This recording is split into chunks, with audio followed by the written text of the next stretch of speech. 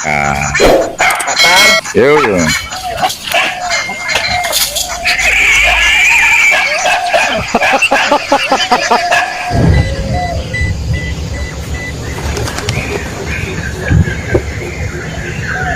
Dari tu ilam betul.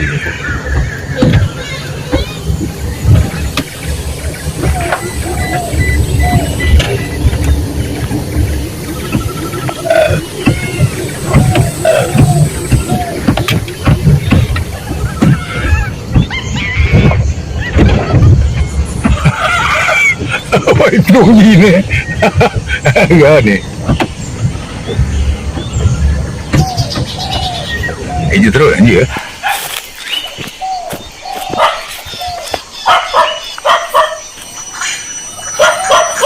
Oh, Nudin. Bat. Tuan tang ni. Hah? Mau tunggu saya lagi ada.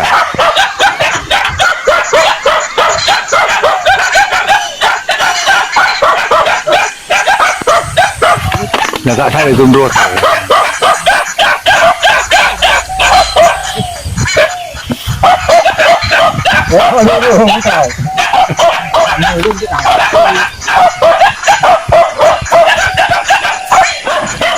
Yang tu dah meu Selawah.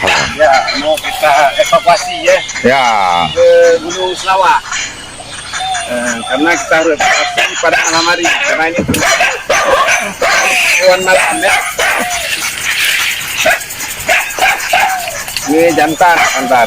Nampaknya jantan nah. Ini harus kita evakuasi, Bantar. Evakuasi, Bantar ya. Ya.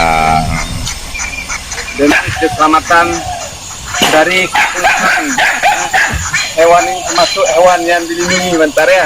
Ya.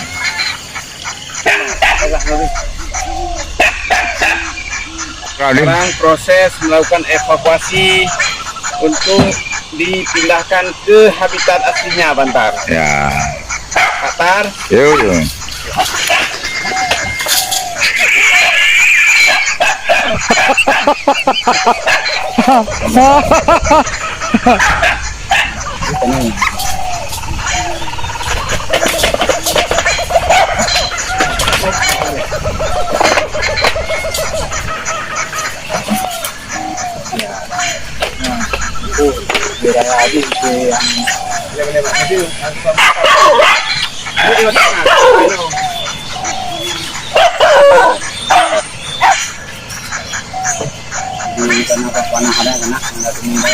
Jadi nanti malam kira-kira jam berapa kita?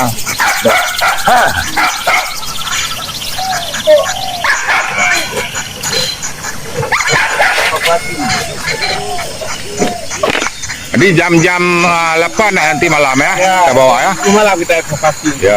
Bukan alam coba. Ya. Menjaga dari kepunahan habitatnya. Ya Euro ni lun kemon depan ya. Main mali you. B ya, tu B. Mantap. Pani nak beji tangan. Tak kau B ya, dek ni. Akan kita evakuasi ya.